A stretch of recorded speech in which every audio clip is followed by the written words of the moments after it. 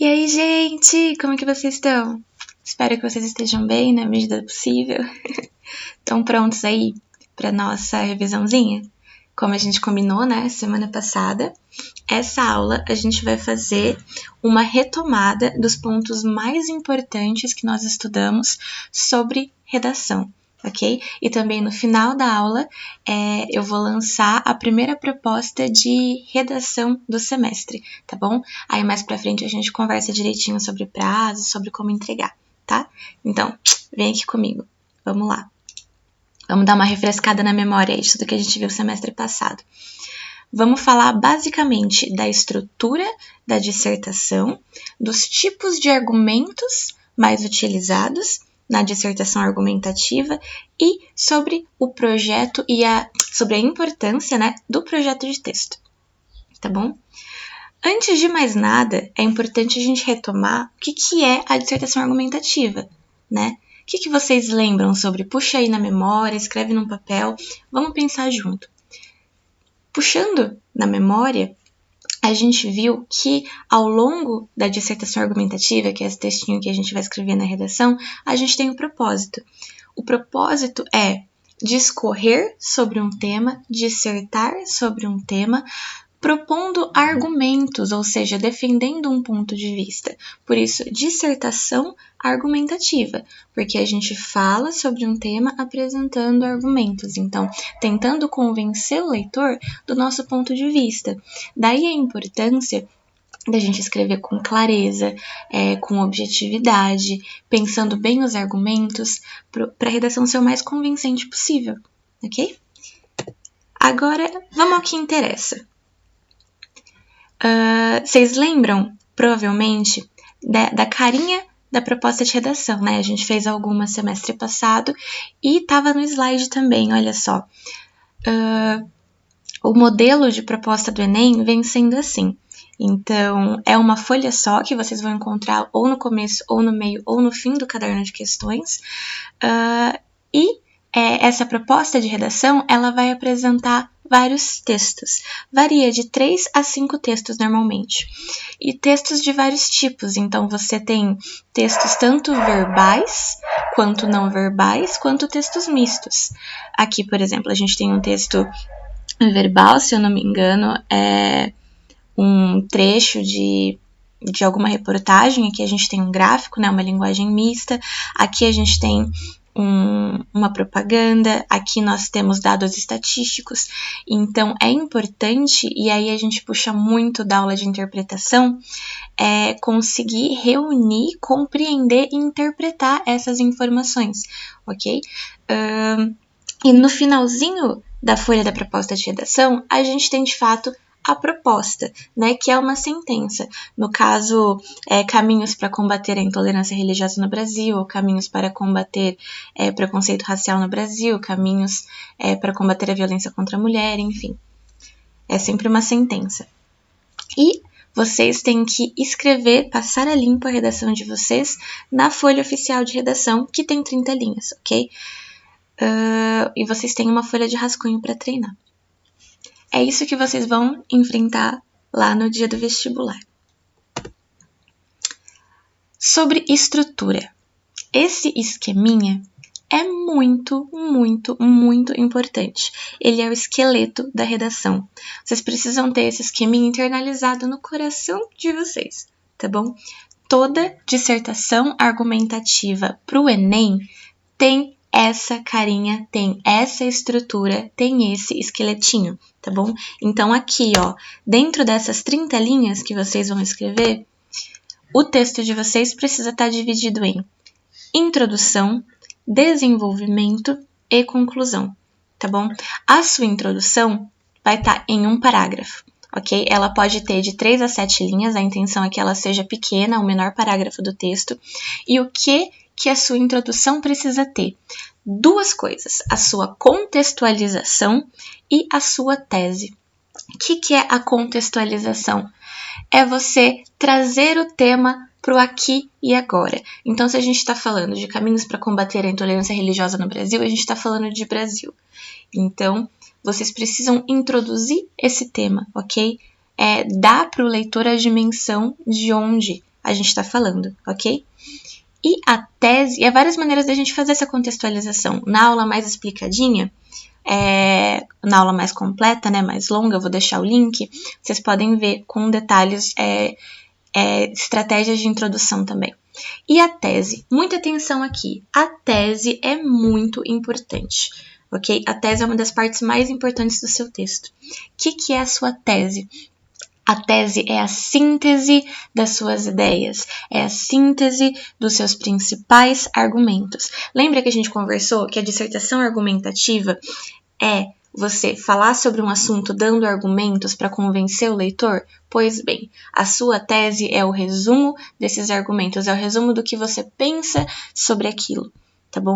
E ela precisa aparecer, é bom que ela apareça na sua introdução, tá bom? Porque de cara você já mostra pro corretor da sua avaliação o que você está propondo, sobre o que você vai falar, tá bom?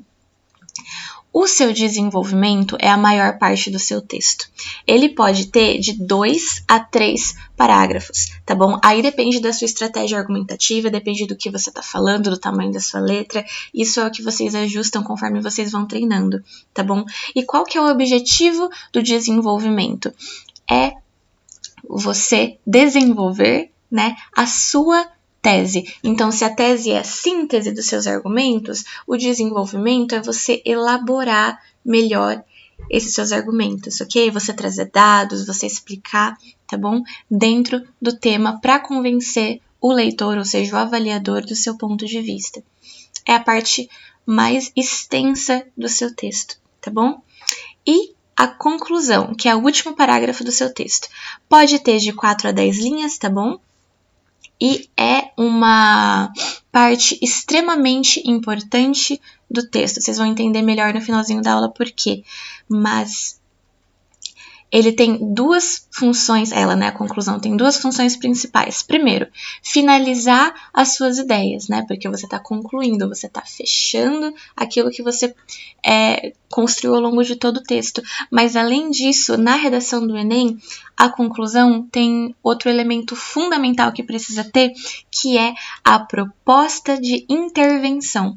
Porque o Enem não quer só que você fale sobre intolerância religiosa no Brasil ou sobre violência contra a mulher no Brasil.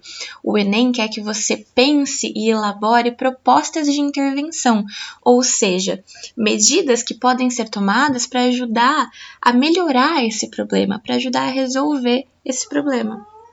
Ok? Isso é a proposta de intervenção. E a gente viu, semestre passado, que ela precisa estar muito bem detalhada. Você precisa responder o que precisa ser feito para ajudar a resolver esse problema, quem vai fazer, se é o governo do estado, se é a prefeitura municipal, se é a nível federal, se são as escolas. E como isso vai ser feito? Vai vir verba da onde? Quem vai implementar? Como? Se vai ser propaganda, se vão ser projeto de lei, enfim. Essas perguntas precisam estar bem respondidas, porque isso vai configurar uma proposta de intervenção bem construída. E é muito importante, a gente vai ver isso com detalhes já, mas a conclusão é a parte que mais é uma das partes que mais valem ponto em toda a redação. Só essa proposta de intervenção vale 1/5 da nota. Então, a sua redação vai até 1000 pontos, a sua proposta de intervenção vale 200 pontos. É uma parte muito importante do texto na redação do Enem. Agora, falando um pouquinho sobre tipos de argumento. Aqui a gente viu que o desenvolvimento é a maior parte do texto, ok? Onde você, de fato, vai apresentar esses argumentos. E há alguns tipos de argumentos que são os mais utilizados e são muito interessantes para você construir as suas ideias e tentar convencer o seu leitor do seu ponto de vista. Eu selecionei para a gente pensar, não existem só esses, tá, pessoal? Mas eu selecionei 5 tipos de argumento muito bacanas para a gente treinar, ok? Usar, para a gente poder escolher usar no dia da prova. Comparação, alusão histórica, prova concreta, argumento de autoridade e retorção. Comparação é o mais simples de todos. É quando você vai comparar duas situações. Então, se você está falando de uma realidade no Brasil, você pode comparar com uma realidade em outro país, ou comparar com alguma situação no Brasil algum tempo atrás, por exemplo, ou comparar dois dados diferentes, enfim. Pode ser comparação de lugares, pode ser comparação no mesmo lugar em tempos diferentes, pode ser comparação de dados, tá bom? Na aula que a gente teve semestre passado, eu vou deixar linkado, né? Vou deixar tudo linkado para vocês.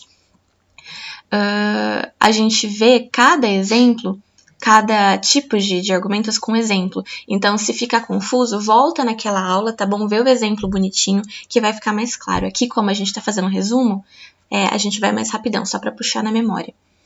A alusão histórica é um tipo de argumento muito importante, tá? Vocês precisam treinar esse tipo de argumento.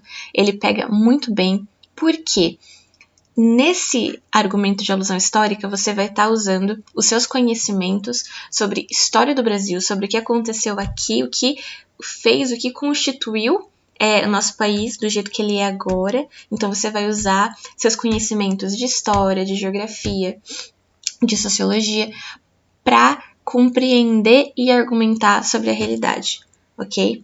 Então, se a gente está falando, por exemplo, de intolerância religiosa no Brasil ou de violência contra a mulher, a gente vai pensar numa perspectiva histórica, fatos e acontecimentos que influenciam essa realidade até agora, tá bom? É um argumento muito interessante porque ele demonstra pro corretor algo extremamente importante que conta muito ponto na sua avaliação, que é a sua bagagem, ok? Que é o seu repertório, tá? O que você sabe dos conhecimentos gerais, assim, de todas as matérias que podem ajudar você a avaliar, a dissertar sobre esse tema, ok? Próximo tipo de argumento interessante, provas concretas. O que é esse argumento de provas concretas? É basicamente dados, ok? É você pegar e analisar e utilizar dados estatísticos, ok? Mas aqui é uma observação importante. A gente não está esperando que você memorize dados estatísticos acerca do Brasil, tá? Não é isso que a gente quer. Esse tipo de argumento, ele pode ser usado quando você pega informação dos textos de apoio. Normalmente os textos de apoio trazem dados estatísticos. E é interessante a gente fazer essa conversa com os textos de apoio. É nesse momento que dá pra gente trazer esse tipo de argumento, tá? Argumento de autoridade é outro muito interessante. Quando você cita a opinião ou a informação dada por algum especialista na área que você está falando, ok? Por exemplo, se a gente está falando de saúde pública, a gente pega a opinião ou a informação, a fala de um médico, de um enfermeiro, enfim, de algum profissional da saúde, tá bom?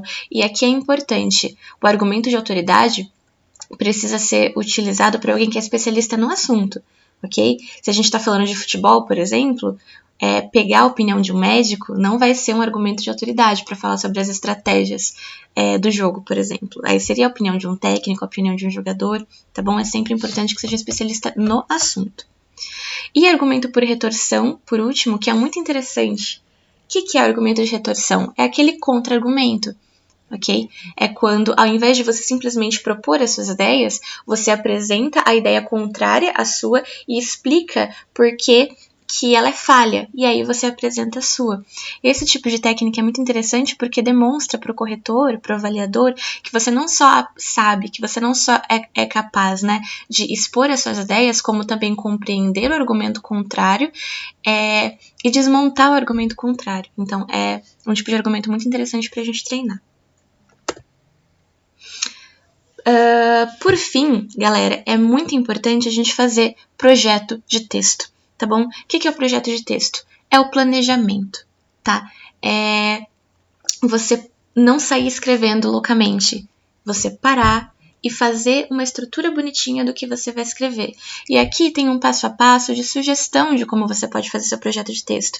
Isso é uma coisa que você vai ajustar conforme você vai aprendendo como funciona para você, tá bom? Aqui tem alguma sugestão de passo a passo. Primeiro, realizar uma leitura atenta dos textos de apoio, fazer um brainstorm, ou seja, colocar no papel tudo que vem à cabeça sobre esse assunto.